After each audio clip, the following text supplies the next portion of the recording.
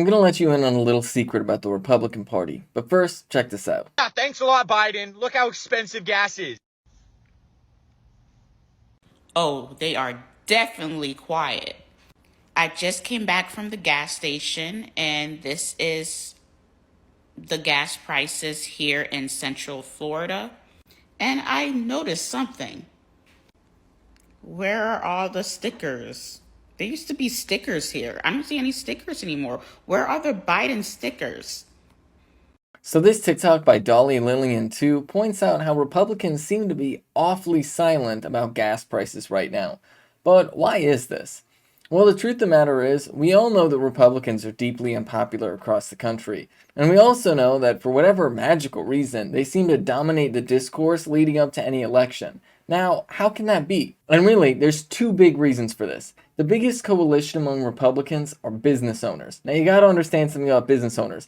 They have a ridiculous amount of time and they have a bunch of money so that they are louder than they are popular. That's very, very important to understand, because the second reason is the fact that the media wants to focus on right-wing issues during elections, because fundamentally, Democrats campaign on opposing Republicans and Republicans campaign on being terrible. So basically what ends up happening is Republicans will pick a target group of people to just harass, demonize, villainize in the press, or they'll take a particular issue to use to demonize Democrats, and Democrats will basically say, no, you're wrong, or you're bigoted, or you're terrible for doing this, without actually presenting any type of policy positions of their own. So that everybody is just talking about whatever the right-wingers are talking about. And obviously the right-wingers are being hateful and bigoted and dishonest. But the Democrats are just saying, hey, all of your hatefulness and bigotry is bad, but no, we're not really going to do anything to help you. But let's just focus on the Republican side of this, because it's really important.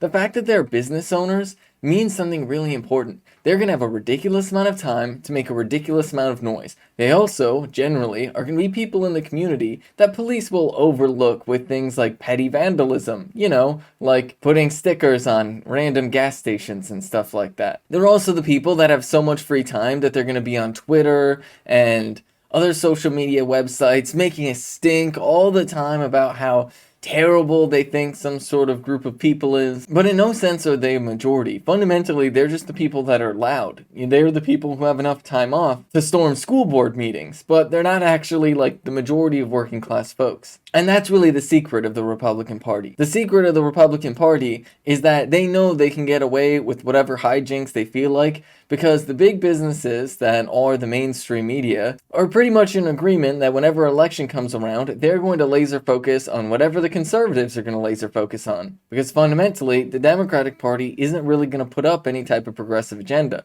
And if they did try and put up a progressive agenda, the giant corporations that have the same interests as any other giant corporation will not really want to cover that. And they would much rather cover all of the reactionary politics instead. So, why are all of a sudden the Republicans quiet about gas prices? It's not even because gas prices have gone down. It's just because the election is over. And so the Republicans are in the middle of their think tank session to try and figure out what issue or group of people will be the target of all of their harassment for the next election cycle. It's also why all of the reports of skyrocketing crime seem to dissipate halfway through November, as they always do. So the reason why right-wing discourse dominates the conversation isn't because it's the most popular thing or what everybody wants to talk about. It's because fundamentally, the right-wingers have enough time and money to make that the conversation that happens in the media. And the Democratic Party, by and large, has no interest in changing the system.